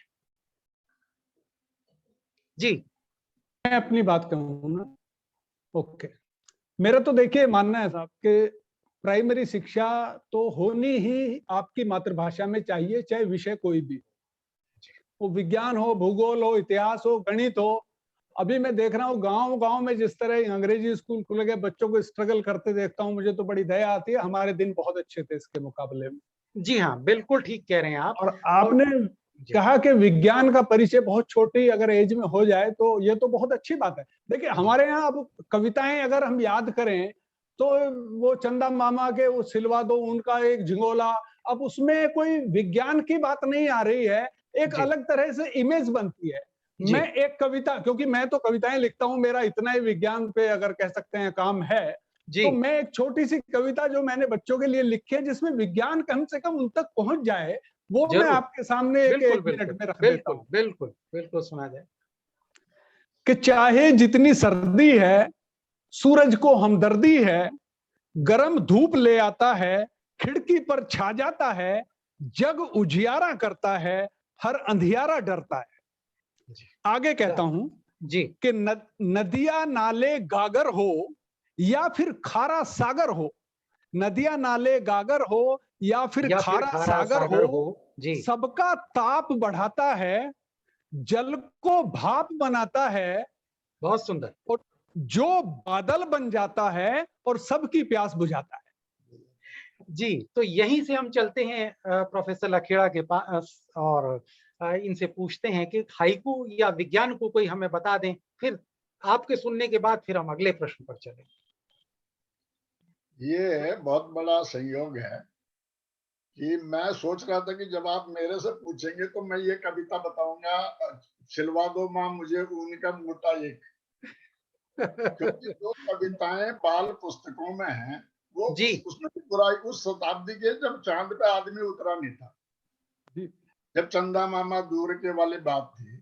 जी जी तो एक यशपाल जी ने वही बात, ये कभी कभी कैसे होता है कि मैं वही सोच रहा था कि मेरी बारी आएगी, मैं ये बोलूंगा। एक तो जो आपने ये प्राइमरी लेवल पे मुद्दा कहा कि वहीं से शुरू हो जाए उनका परिचय, जैसे बच्चे को बचपन से ही पता लग जाए ये मामा जी हैं और ये चाचा जी, मतलब मामा चाचा ये ना कि 50 साल बाद मिल रहे हैं तो वो कह रहे हैं चाचा चाचा, अगर गोद में उठा रहा है बच्चे का भी परिचय हो जाएगा। तो जो साहित्य इस तरह का लिखा जाए, एक तो मुझे नहीं पता, डॉक्टर साहब को पता होगा कि ये कमेटी जो बनती है कि पुस्तकें लिखने की, जैसे ये एनसीईआरटी करता है, उसमें वैज्ञानिक कितने होते हैं, और कभी इस पे विचार किया गया कि चौथी पांचवी तीसरी दूसरी सही कुछ ना कुछ विज्ञान सरल भाषा में बच्चों से जुड़ जाए। और वो चंदा मामा की जो हम बात कर रहे थे जैसे, तो उन कहानियों से थोड़ा इतर विज्ञान की कहानियां हो या विज्ञान की बातें हों और छोटी छोटी बातें हों। तो ये आपका मुद्दा बहुत अच्छा है, ये निष्कर्ष इससे निकल सकता है। दूसरा क्या है कि आप भी उस मीटिंग में थे और यशपाल जी भी थे, सुरेश जी भी थे, और हम बहुत सारे लोग थे जो विज्ञान प्रसार ने की थी कि भाई कविताओं के माध्यम से विज्ञान होना चाहिए, और हमने उसका नाम रखा तो सबने मिलकर विज्ञानिक, वो सुझाव किसी का भी रहा हो। और ये तय हुआ था कि अगर कविताओं में विज्ञान आएगा तो उसके कवि सम्मेलन होंगे, या हमारा जो इंडिया साइंस चैनल बना उसमें तो विज्ञान की बात अच्छे से लोगों की, ठीक है वो शोध पत्र की भाषा नहीं है, लेकिन एक आम समझ से कविताओं को हम मानते हैं कि लोग। उसी में क्या हुआ कि जनवरी 2000, अच्छा इस पर मैं अभी लौट के आता हूँ, विज्ञान को पर जा रहा हूँ। 2021 में जनवरी में मैंने सोचा कि हाइकू जो जापानी विधा है कविता की, क्यों ना मैं उसमें, हाइकू में प्रकृति चित्रण होता है, तो मेरे हाइकू में मैं जो लिखूं विज्ञान चित्रण होगा, और मैंने उसका नाम रख दिया विज्ञान को। इस तरह से विज्ञान को जो है, किसी ने कहा कल को आप कहेंगे हंसा को फलाना, नहीं ऐसा नहीं है। अगर आप हाइकू पे जाएं इंटरनेट पे तो हाइकू भी किसी उससे दूसरे से निकला है, ताका उनका एक ताका। तो ऐसे मैंने विज्ञान को लिखने शुरू किए और मुझे ये बहुत अच्छा लगा कि उसका प्रचार प्रसार हो रहा है। अभी मेरे को बंबई से एक महिला ने लिखा कि आप हमारी लखेड़ा जी ये इस पर मैं आता हूं आपके पास, विज्ञान को हाइकू पे आपसे पूछेंगे भी और इसके बारे में, इसके रोल के बारे में भी चर्चा करेंगे। अभी मैं आपको यहाँ रोकता हूं। और सोशल मीडिया, जिस तरह से प्रोफेसर आशुतोष शर्मा साहब, सोशल मीडिया आज एक फॉर्मिडेबल फोर्स है, एक सशक्त पटल है, और अभ्युदय उसका एक एग्जाम्पल है आपके सामने। इस पटल पर जो आज हम बात कर रहे हैं वो सोशल मीडिया के डेवलपमेंट के बाद ही कर रहे हैं।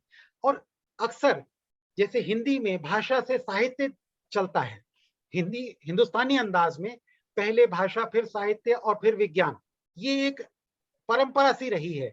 तो मैं आपसे ये जानना चाहूंगा कि अब जब सोशल मीडिया इतना इंपॉर्टेंट हो गया, इतना प्रेवलेंट हो गया, तो क्या विज्ञान हिंदी के माध्यम से प्रोग्रेस कर सकता है? प्रोफेसर साहब। विज्ञान हिंदी के माध्यम से क्या कहा आपने? मैंने कहा सोशल मीडिया में जिस तरह से हिंदी, सोशल मीडिया तो खैर बहुत बढ़ ही रहा है। तो जैसे अगर हम मीडिया की बात करें कि कैसे विज्ञान लोगों तक पहुंचेगा, जी तो उसमें सोशल मीडिया निसंदेह बहुत अहम उसका रोल रहेगा। जी अभी हो गया है और आगे बढ़ के और ज्यादा हो जाएगा। जी और उसके साथ साथ जैसा मैंने कहा कि आर्टिफिशियल इंटेलिजेंस का इसमें बहुत बड़ा योगदान रहेगा। जी अभी हम उसको नहीं देख पा रहे हैं, लेकिन अभी हम अगर 20 साल बाद मिलेंगे, जी। शायद मिलें, कुछ लोग मिलें, तो आप उम्मीद पे देखेंगे कायम है कि दुनिया साहब। तो आप देखेंगे कि इसमें कितना बदलाव आ जाएगा जिन चीजों के बारे में हम अभी चर्चा कर रहे हैं। जी वो टेक्नोलॉजी का एक वो है डायमेंशन जो बहुत बहुत इम्पोर्टेंट हो जाएगा, क्योंकि हमारी जो बहुत सारी समस्याएं हैं उनका हल टेक्नोलॉजी में है, कुछ हल कल्चर के अंदर है, कुछ हमारे जो बिहेवियर है उसमें है, कुछ रूल्स रेगुलेशन में है, कुछ पॉलिसीज में है। तो ये सभी आयाम मिलकर, लेकिन उसमें टेक्नोलॉजी का महत्व बहुत ज्यादा बढ़ जाएगा। अभी भी आप देखिए, हमारा अभी जितना मतलब कि जितना चीजें प्रकाशित हो रही हैं, जी जी वो जी किसी हाँ एक आदमी के लिए जानना असंभव है। मतलब चाहे वो विज्ञान का क्षेत्र हो, चाहे कोई भी क्षेत्र हो, आजकल एक्सप्लोजन है नॉलेज का। तो जी ये इस सब को हम कैसे जान पाएंगे, चाहे वो किसी भी भाषा में हो। हाँ, तो ये आप ये नहीं कह सकते कि अभी अंग्रेजी में भी हम लोगों तक नहीं पहुंचा पा रहे विज्ञान। हाँ, तो ये खाली भारतीय भाषाओं की समस्या नहीं है, ये किसी भी भाषा की समस्या है। तो चाहे आप इंग्लिश हो, कुछ भी हो, हम लोगों तक नहीं पहुंच पा रहे। और उस विज्ञान का प्रचार प्रसार नहीं कर पा रहे। तो उस विज्ञान के प्रचार प्रसार के लिए निसंदेह हिंदी और सारी भारतीय भाषाओं की जरूरत है। लेकिन उसको कि हम विज्ञान में कैसे, उसको कौन पेश करेगा, कौन लिखेगा, तो इसमें जिम्मेदारी निसंदेह वैज्ञानिकों की भी बनती है, जी क्योंकि वैज्ञानिक ही विज्ञान को जानते हैं और वो ये भी जानते हैं कि इसमें क्या चीजें हैं जो लोगों के लिए उपयोगी हैं। तो अगर हम थोड़ा, सभी वैज्ञानिक थोड़ा थोड़ा इसमें प्रयत्न करें, तो इसमें काफी सोचा जी है, वो सोशल मीडिया की मदद से, चाहे वो और मीडिया की मदद से, चाहे विकिपीडिया की मदद से, इन सभी में वैज्ञानिकों का को शामिल होना बहुत जरूरी है। इसके लिए एक निकाली थी एक नई स्कीम, उसका नाम है अवसर।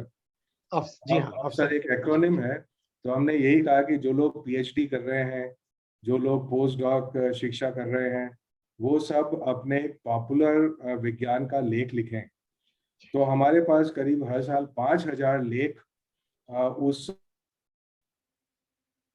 स्कीम के अंतर्गत आ रहे हैं। और उसमें से जो 100 होते हैं, 100 जो सेलेक्टेड लेख हैं, उनको प्राइज भी दिया जाता है और उनको पब्लिश भी किया जाता है। मैं तो उससे समझता हूँ सर, माफी चाहूंगा, आपको रोक रहा हूँ। मैं समझता हूँ कि अगर अंग्रेजी में कहा जाए कि अवसर में 5,000 अगर आर्टिकल आ रहे हैं पर ईयर, तो ये हिंदी के लिए एक बहुत बड़ी बात है। और इसके लिए हम एक राउंड ऑफ अप्लॉज कर सकते हैं। फिर प्रोफेसर साहब अपना नहीं, जी ऐसा है कि राउंड ऑफ अप्लॉज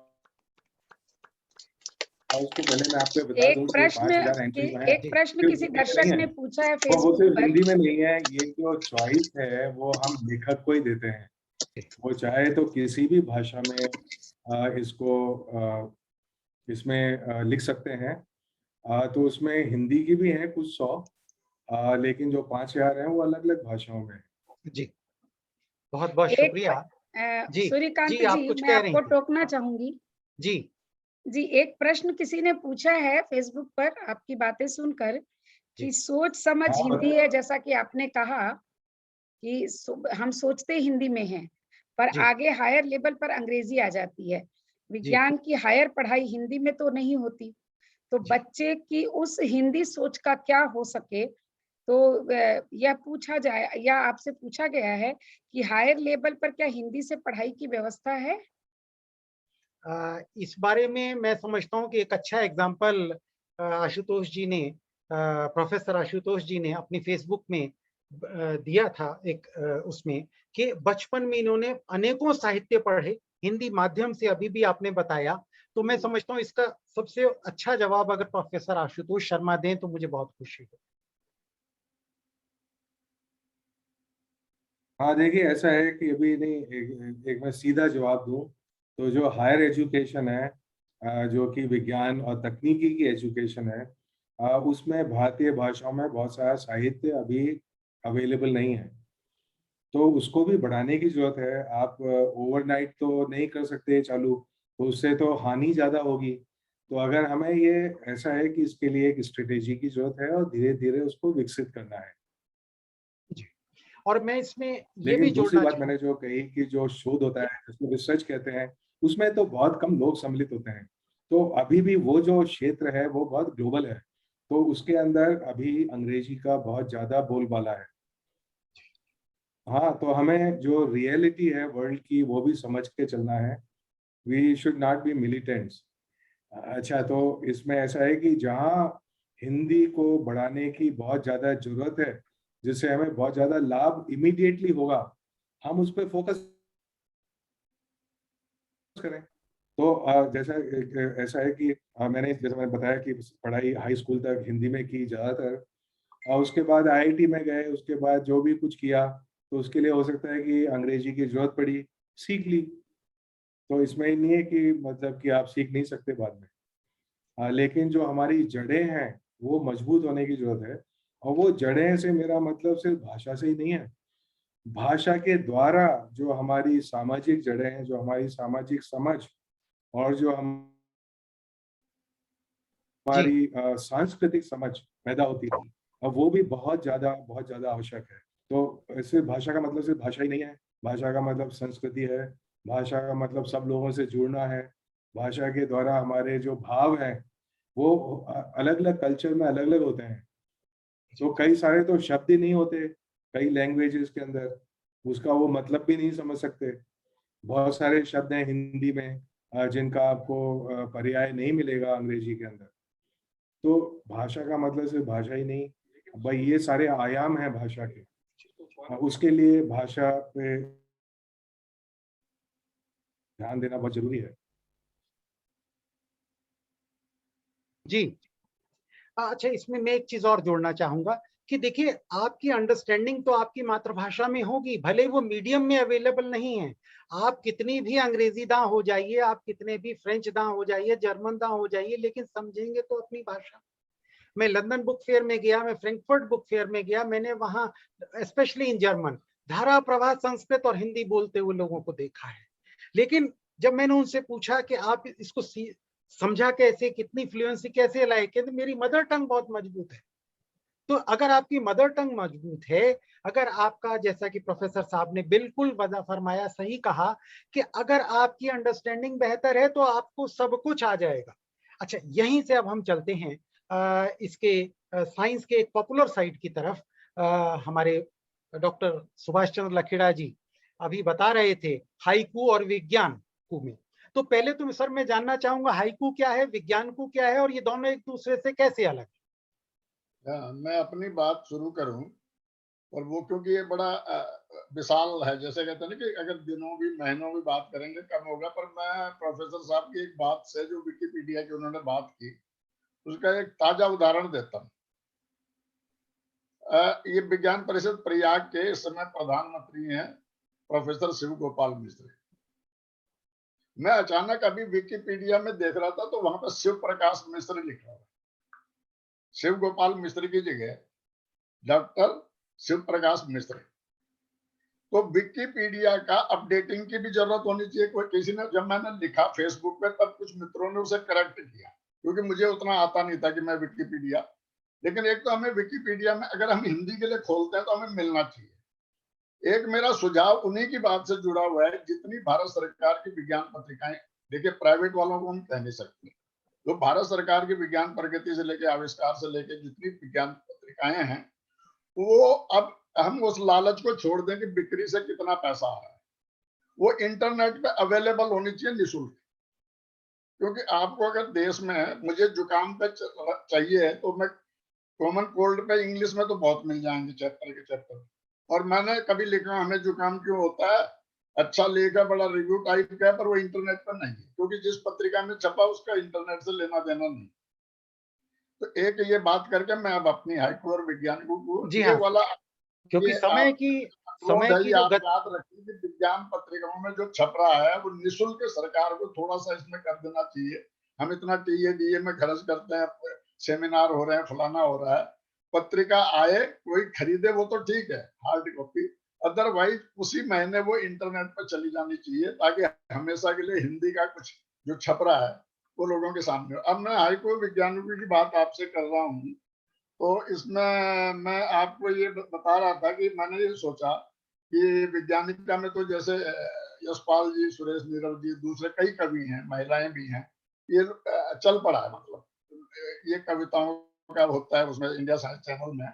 मैंने जब 10 जनवरी 2021 को, तब मैं न्यू जर्सी में था, न्यूयॉर्क के पास, अभी तो कैलिफोर्निया में हूँ, तो मैंने लिखा था जलाएं दिए मिलके विज्ञान के सबके लिए। अब 5 7 5 होता है हाइकू में, अगर जो लोग जानते हैं कि 5 अक्षर, 7 अक्षर और फिर 5 अक्षर। जी। अंधेरा मिटे जिससे अज्ञान का कोहरा छटे। ये जो विज्ञान के दिए जलेंगे, जी और जी जी। कोशिश रहे विज्ञान की सर्वत्र सरिता बहे। अच्छी बात ये हुई कि एक तो ये उस समाचार पत्र में डॉक्टर साहब के भी कई वो छपे हैं, एक वैज्ञानिक दृष्टिकोण निकलता है जयपुर से जी। और आपके तो ज्ञान में है, उसमें ये वैज्ञानिक छपने शुरू हुए। यहाँ कनाडा में एक पत्रिका है, उसमें लगातार छप रहे हैं। अभी बंबई से एक महिला ने कहा, तो मैंने उन्होंने कहा आप हमें भेजिए, हम तो इन्हें अब ये। अच्छा लखेड़ा जी मैं आपसे ये पूछना चाहूंगा, ये जो विज्ञान को जो आप लिख रहे हैं, इससे आपके पास इसका फीडबैक भी आया होगा।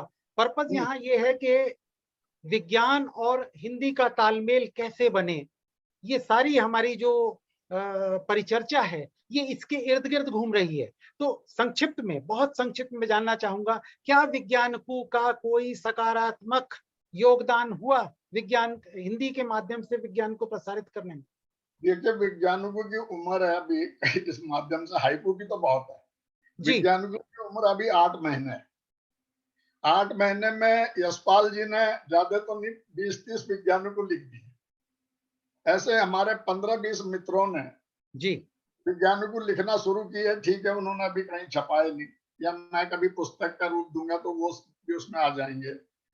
ये बहुत देखिए, विज्ञान में सबसे पहली बात ये, सीमित शब्दों में अगर अपनी बात हम कह दें, शब्दों को मैं मानता हूँ सिक्के, कम सिक्के खर्च करके और लाभ उतना ही हो, बस यही मैं चाह रहा है। पढ़ने के लिए आपको इतना टाइम नहीं, आप बहुत लंबा चौड़ा भाषण दें, लेकिन मिलके दिए जलाएं हम विज्ञान के, इतना आसान से दूसरे के, जैसे हम बच्चों के लिए कह रहे थे चंदा मामा दूर के, ये स्लोगन भी बन सकते हैं। कई वैज्ञानिक ऐसे हैं जो रिसर्च इंस्टीट्यूट के बाहर लग सकते हैं हिंदी में जी, जहाँ पे वैज्ञानिकों का हमने आह्वान किया कि वैज्ञानिकों से हमने कहा कि भाई आप जो है इस वाले उसमें आए, तो आह्वान भी किया मैंने। 40 तो मेरे उसमें आह्वान ही के वाले हैं।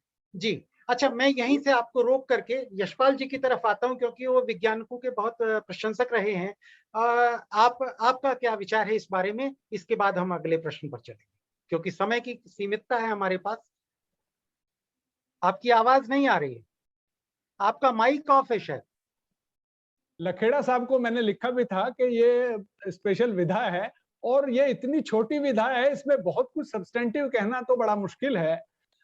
लेकिन ये बात जरूर है जो अभी लखेड़ा साहब ने कही, मैं पूरी तरह उससे ही सहमत हूं कि ये एक स्लोगन के रूप में इनकी भूमिका जरूर हो सकती है। जो प्रचार होता है विज्ञान का, वो स्लोगन के माध्यम से, जो भी हम होर्डिंग्स देखते हैं, या जैसे साहब ने कहा कि उसको आप उसके गेट पे लगाएं, तो उसके रूप में मुझे लगता है वैज्ञानिकों की भूमिका है एक स्लोगन। जी, बहुत बहुत धन्यवाद। और अब मैं प्रोफेसर आशुतोष शर्मा जी के पास एक मूल प्रश्न पर आता हूं। अगर आप बीच में मौका दें सूर्यकांत जी, जी स्लोगन की बस इतनी बात करके मैं खत्म करूंगा। जी, जैसे मैंने एक आह्वान किया, उपलब्ध हो अपनी भाषाओं में हमें विज्ञान, हिंदी में लिखें, हम अपनी भाषा समृद्ध करें, अपना शोध वैज्ञानिक बताएं राजभाषा में, जो भी शोध हो उससे हो फायदा, बने कायदा, जो भी शोध हो उससे हो फायदा, बने कायदा, आपसे आस, सुविधाएं पहुंचे सबके पास। क्या बात, बहुत बढ़िया, बहुत सुंदर रूप में आपने बात कही। और विज्ञानकू का या हाइकू का या आशु कविता का पर्पस यही, उद्देश्य यही है कि कम शब्दों में आम जन तक चीजें पहुंचे, उनकी भाषा में समझें वो। और कहा जा सकता है जैसे बिहारी के लिए कहा गया, ससैया के दोहरे ज्यों नाविक के तीर, देखन में छोटे लगे घाव करें गंभीर। तो यहीं से हम चलते हैं प्रोफेसर आशुतोष शर्मा जी के पास कि वर्तमान परिदृश्य में जो विज्ञान संचारक है, जबकि कोरोना की विभीषिका विज्ञान ने बड़ी चौड़े सीने से झेल करके, और आज जो हम सांस ले पा रहे हैं, आज जो हम दोनों डोज लेकर के काफी हद तक फ्री हो पा रहे हैं, इतने बड़े गरीब देश के होने के बावजूद, एक विज्ञान संचारक ने क्या आज के मौके में, आज के परिदृश्य में क्या क्या बेसिक क्वालिटीज होनी चाहिए, और विज्ञान संचारक का क्या रोल रहता है? तो विज्ञान संचारक, जैसा आपने पहले बताया, ये सोशल मीडिया अब बहुत ज़्यादा प्रभावी हो गया है, लोगों तक पहुंचने लगा है बहुत आसानी से। अच्छा, एक जो आपने ये विज्ञान को कहा और सोशल मीडिया का नाम लिया, तो उससे मुझे एक नया आइडिया आया। देखिए, जैसे ट्विटर होता है, वैसे भारतीय भाषाओं में अब एक कू होता है। जी बिल्कुल ठीक सर। तो अगर आप विज्ञान को कू तक ले जाएं तो विज्ञान कू हो जाएगा, हाइकू की तरह। राइट? बिल्कुल ठीक सर। इसमें विज्ञान का जुड़ाव भी हो गया, और इसमें भारतीय भाषाओं का जुड़ाव भी हो गया, और सोशल मीडिया का जुड़ाव भी हो गया। हाँ, तो विज्ञान को बहुत अच्छी चीज है, और उसको हम इस मंच पर उसको प्रस्तुत कर सकते हैं। अच्छा, किस तरह के क्वालिटी हाँ, विज्ञान संचारक की बात हो रही थी, जैसे कि विज्ञान को लोगों तक पहुंचाना है। मेरे कई सारे फेसबुक फ्रेंड हैं जो ये कार्य करते हैं, तो मैंने उनको देख के ही सीखा है। तो कभी वो उसको गाने के रूप में प्रस्तुत करते हैं, कभी उसको वो सॉन्ग एंड डांस या वो नुक्कड़ जो वो मंचन होता है, नाटक होता है, उसके द्वारा प्रस्तुत करते हैं, और सरल भाषा में जो कि अट्रैक्टिव हो उस तरह से प्रस्तुत करते हैं। तो उसके अलावा उसमें क्या होना चाहिए कि उनको समझ होनी चाहिए विज्ञान की, कि उनका मैसेज क्या है फर्स्ट ऑफ ऑल। तो नहीं तो बहुत मुश्किल हो जाएगी, मान लो कि उनको खुद ही समझ में नहीं है कि वो क्या बता रहे हैं। तो उसको अट्रैक्टिव रूप से पेश करना, जिससे कि लोगों में उसका रुझाव हो, पर ये भी समझना है कि पेश क्या करना है, तो वो सही हो, वो उपयोगी हो वस्तु।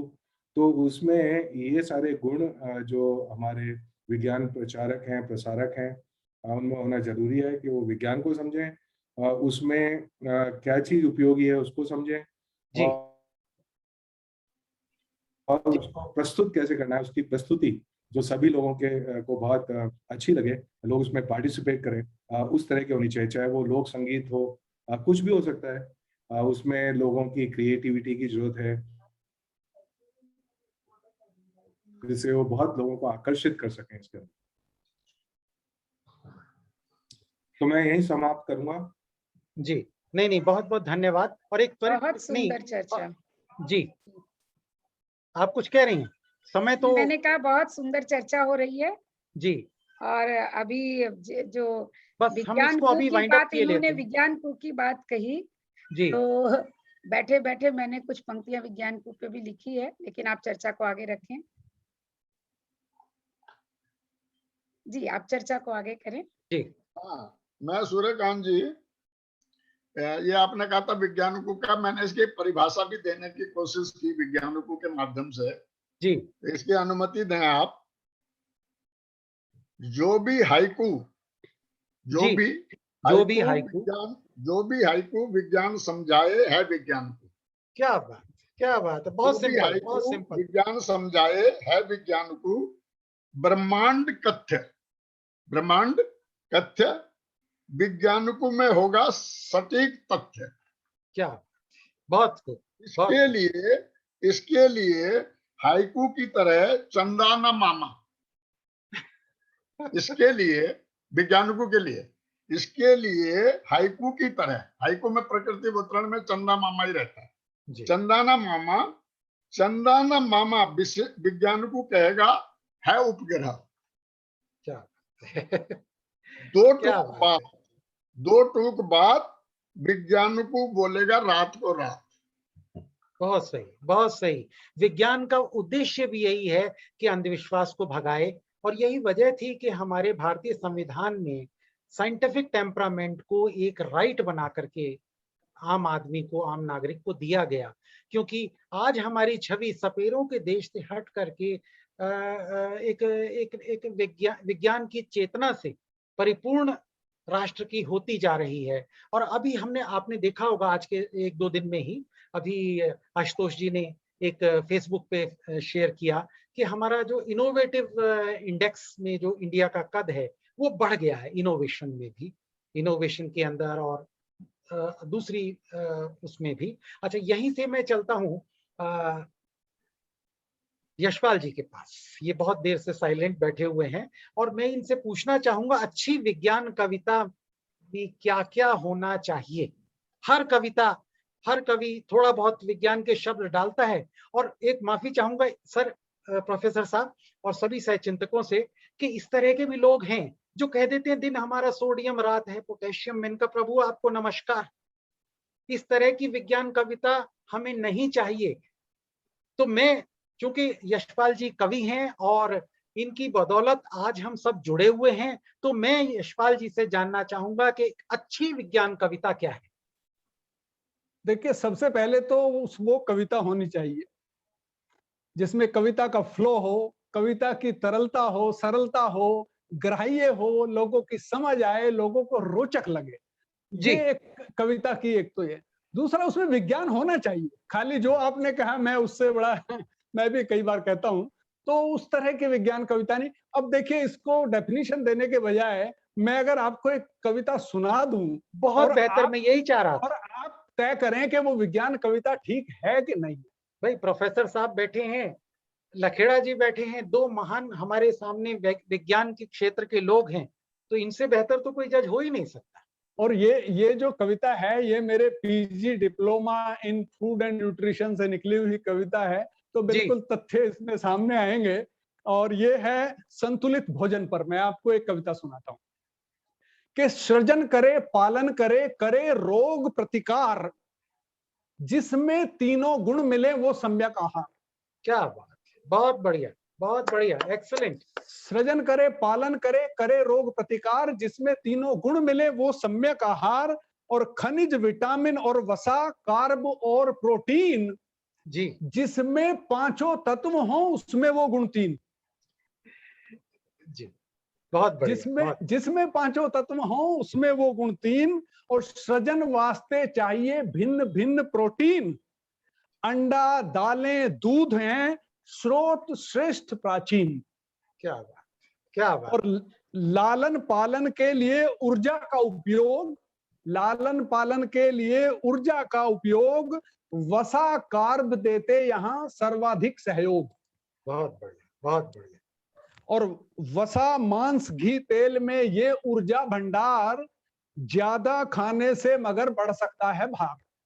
बहुत बहुत सुंदर, क्योंकि ये वजन का बढ़ना जो है वो बहुत आगे डायबिटीज और ब्लड प्रेशर को भी बढ़ावा देता है। जी।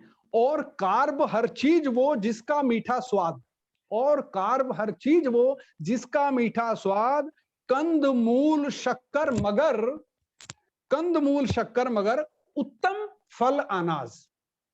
बहुत बढ़िया, बहुत बढ़िया। और खनिज विटामिन से, खनिज विटामिन रोग से मिलकर करें बचाव, भिन्न भिन्न फल सब्जियां जी भरकर लो खाए। और जल भी है आहार का बहुत जरूरी अंग, जल भी है आहार का बहुत जरूरी अंग, बिन पानी रसहीन है भोजन के सब रंग। बहुत बढ़िया, बहुत। और पाचन रेचन में बड़ा रेशे का किरदार, फाइबर जी। पाचन रेचन में बड़ा रेशे का किरदार, फल फलियां सब्जी हरी होती रेशेदार। बहुत खूबसूरत। और भोजन से सब उपजे, भोजन से सब उपजे, सूक्ष्म और स्थूल, और यश भोजन हो संतुलित, यही स्वास्थ्य का मूल। ये कविता। बहुत सुंदर। प्रोफेसर साहब, आपका एक लंबा अनुभव रहा, डॉक्टर लखेड़ा का एक अच्छा लंबा अनुभव रहा। अंत में जी, जी, जी, आप मैं कुछ कहूँगा कहें? कि इसमें गति, इस कविता में गति भी है और इसके जी। अंदर कंटेंट भी है, जी। तो इसको सरल रूप से समझाया गया है। इसी तरह से हमारे जो विज्ञान प्रचारक प्रसारक हैं, इस तरह का अगर वो कंटेंट डेवलप हो तो वो बहुत लोगों तक अच्छी बातें पहुंचा पाएंगे इसके जी। अंदर। और यहीं से हम समय की गति के आगे विवश हैं इस पूरी परिचर्चा को और आगे बढ़ाने के लिए।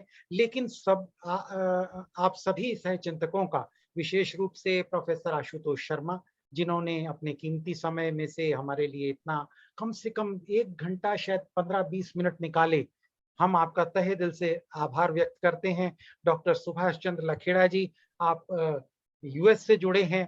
आपने सुबह की कुछ अपनी एक्सरसाइजेस स्किप की होंगी, छोड़ी होंगी, उनका आपका बेहद आभार।